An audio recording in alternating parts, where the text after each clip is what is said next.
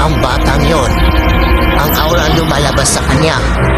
Naaalala ko ang aurang yon. Katulad ng aura ng kakaibang nilalang na nasa loob ni Aloka.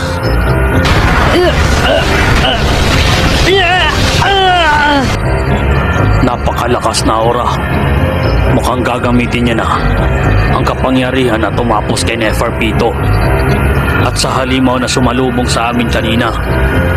Sa wakas, makikita ko na ito ng malapitan.